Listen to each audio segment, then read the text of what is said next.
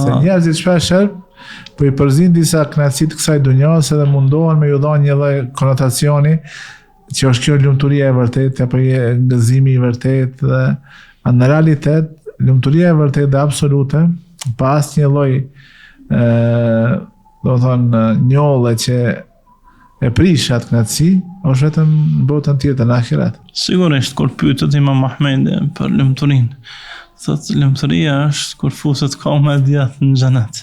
Atëherë njëri e sheh realitetin e lumturisë. Apo siç thotë Ibn Abi Dunya në librin Wasful Janna, përshkrimin e xhenetit, dhe bën një hadith prej Abu Hurajras radiallahu anhu, i cili thotë kom dëgjuar pejgamberin alayhis salam të thonë kur besimtari futet në xhenet dhe i sheh ato bukuritë e xhenetit, po të mos ishte mëshira Allah do të vdiste nga gëzimi.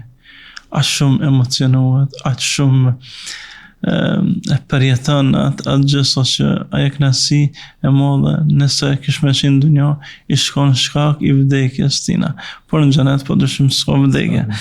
Pasi huaj në xhenet shumë gjëra që syri s'ka pa, as veshi s'ka dëgju, as mendja kur s'ka shku.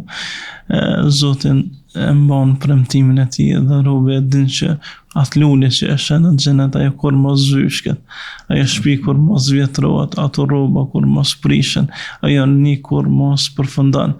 Nga ky aspekt xheneti asnjëherë nuk vjen as lodhje, as dëshpërim, diçka e pakëndshme.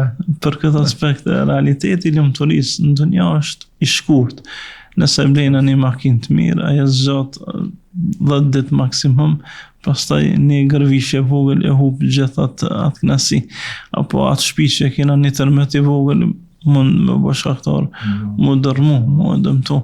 E kështu me radhë, edhe jeta jonë, sot jemi, ka mundësi të sot që jemi. Shëndosh mirë, nesër ka mundësi Zoti me asfronë të kësë E kjo është, në dunja gjithçka është e kufizone, qoftë edhe nga aspekti i lumturisë, po qoftë edhe nga aspekti i vujtjeve, i lodhjeve, e kështu me radhë, dhe e Zotin na bëj xhenetin vend strehim tonin, në atë vend që përfundon lodhja, përfundon gojlja e kësaj bote.